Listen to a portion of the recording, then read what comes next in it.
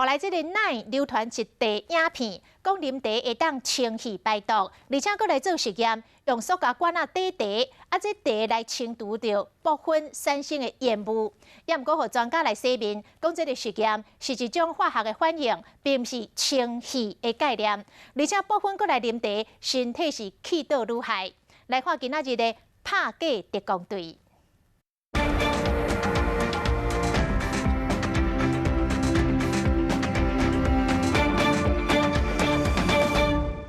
强调啉茶会当清气，实验把烟吹入去保特瓶，先倒入水，天现结果。说水排毒，看能排毒吗？你看我逛一下，你看这个水变成啥颜色了？黄的。抽烟对身体有危害，会沉积在各个脏腑。你喝水促进血液循环，尼古丁会沉积在各个脏腑里面。听起来有道理，但是下一段倒入茶。把烟哪儿去了？所以你喝它会把你体内清理得干干净净的，让你无毒一身轻。咱不断的转传，会当靠着啉茶清气，需要科学的实证。咱实际将这茶倒入充满烟的保特瓶，虽然烟雾真正会消失，但这只是化学反应的结果。 你今天茶放进去，它之所以可以让它烟全部不见，是因为茶里面的一些单宁或单宁酸，好这样的物质可以跟烟里面的尼古丁之类的物质发生反应，那使它整个就全部沉淀下来。 对医学的角度来看，并无清洗细胞的概念。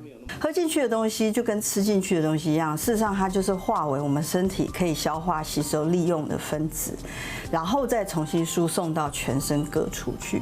这时候已经破坏掉的东西，你再寄望说从喝下去的东西的一些分子，甚至已经被分解掉，然后它还能作用到肺部去做任何的清除处理，我觉得是不太可能的事情。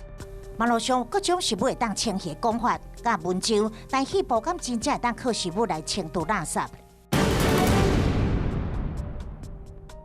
我们的脏东西进到我们身体里面，它会产生一种叫黏液纤毛运动，然后那些黏液会把这些脏东西包覆起来，它形成的就叫痰。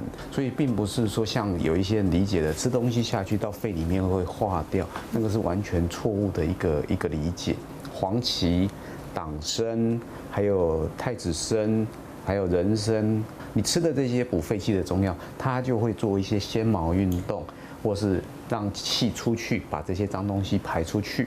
就西医的观点来看，清气就是清痰，会使用更加科学的方式来辅助。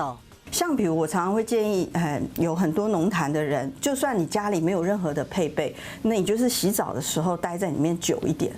你就利用那个水雾，其实对肺部都会很有帮助。爱避免树立抽烟，也有造下油烟加不良的空气，适时的使用喙烟或者空气清净机，才是根本的防范之道。